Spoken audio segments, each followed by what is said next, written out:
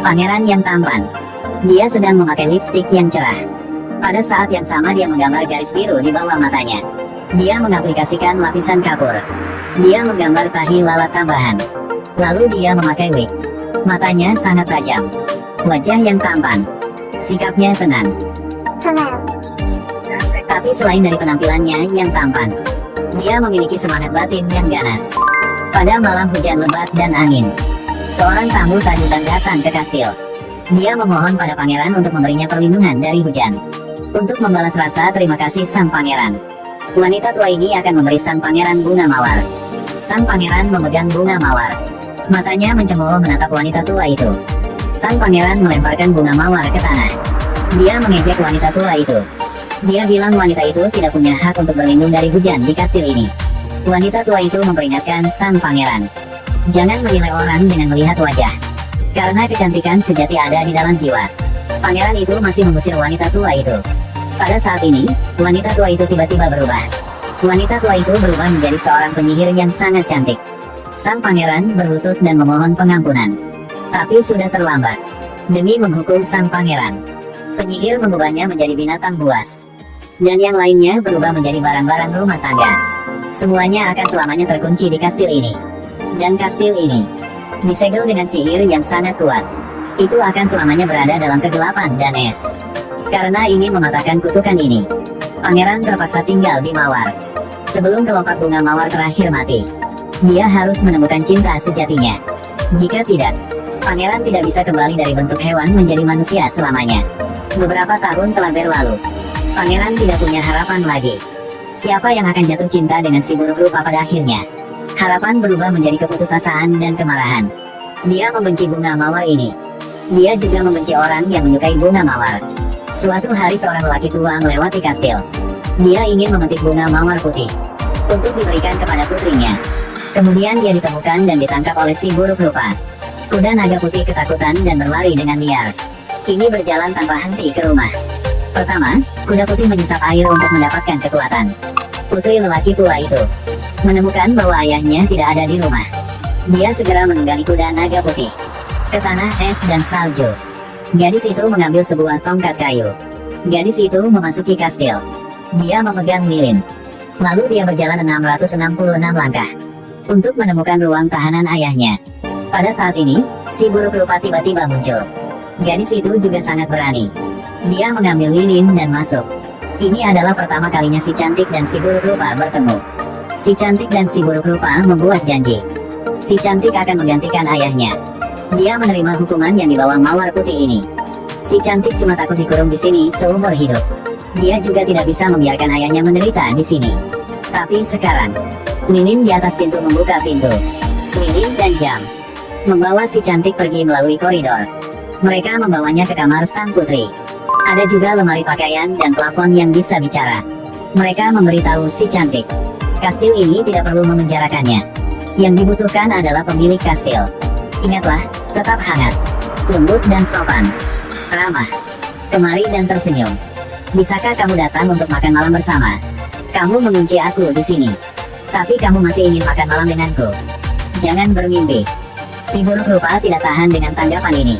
Setelah pertengkaran sengit, si buruk rupa marah dan pergi. Si buruk rupa di depan bunga mawar yang mengutuknya. Sebelum kelopak terakhir jatuh, jika tidak dapat menemukan cinta sejati, lalu dia menjadi buruk rupa selamanya. Pada saat itu, si cantik melarikan diri dari kastil dengan menunggang kuda. Dia diserang oleh sekawanan serigala. Si cantik terpaksa mundur ke permukaan es dan tidak punya jalan keluar. Si cantik turun dan mengambil tongkat ajaib. Tapi dia tidak tahu cara menggunakan sihir. Tentu saja, dia bukan tandingan para serigala yang lapar. Waktunya si buruk rupa untuk menyelamatkan si cantik telah tiba. Si buruk rupa menggunakan seluruh kekuatannya. Dia mendorong sekawanan serigala. Tapi pada akhirnya si buruk rupa tetaplah tubuh manusia. Dia terluka dan jatuh. Si cantik tidak kabur lagi. Dia membawa si buruk rupa kembali ke kastil. Sakit sekali. Jika kamu patuh berbaring diam, tidak akan sakit seperti ini. Bukankah aku terluka seperti ini karenamu?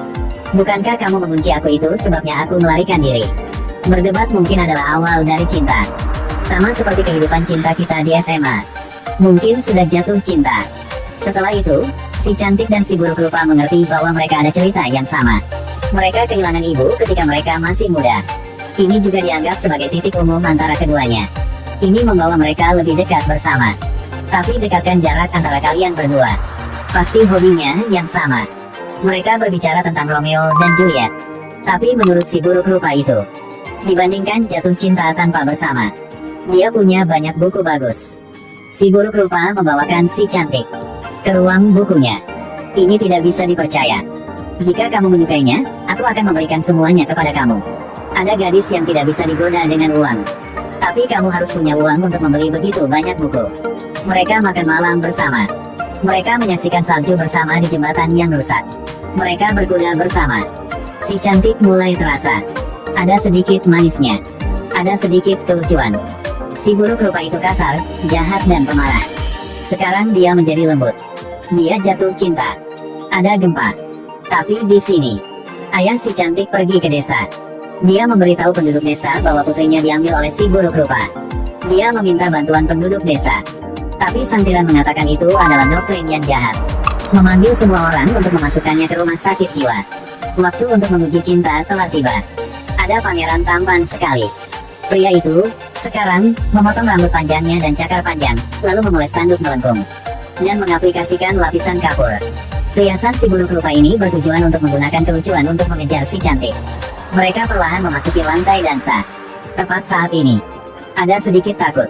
Mereka cocok secara spiritual. Sekarang cinta menyebar. Perbedaan ketinggian. Pose salam. Perbedaan kecantikan. Rasa yang mendalam. Si cantik memutar roknya. Dia menari di sekitar. Kemudian lensa berputar dengan cinta. Ini berputar di sekitar para lajang seperti Anda. Apakah kamu pusing? Si buruk rupa mengharapkan penghargaan dari si cantik. Meski sedikit emosional. Tapi saat ini orang yang paling dirindukan si cantik adalah ayahnya. Si buruk rupa memberikan cermin ajaib kepada si cantik. Si cantik melihat ayahnya. Dia diganggu oleh penduduk desa. Si buruk rupa tanpa ragu. Dia membiarkan si cantik pergi. Meskipun dia tidak tahu apakah si cantik akan kembali. Padahal si buruk rupa paham. Bunga mawar ajaib hampir memudar. Aku akan selamanya menjadi buruk rupa. Sekarang sang pangeran hanya memiliki satu cara. Karena cinta jadi menunggu, tidak meminta hasil. Si cantik tiba di desa.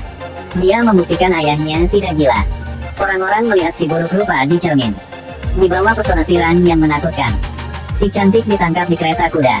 Semua orang memegang obor. Melalui bimbingan cermin ajaib, mereka sampai di kastil.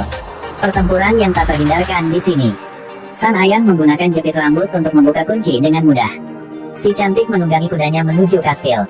Di kastil kekacauan, Ibu Tekote menggunakan air panas untuk menyerang. Piano memainkan tut secara terus-menerus. Lilin menyala di tanah dan meledak. Penduduk desa melarikan diri dari kastil. Tapi tiran itu menemukan sang pangeran.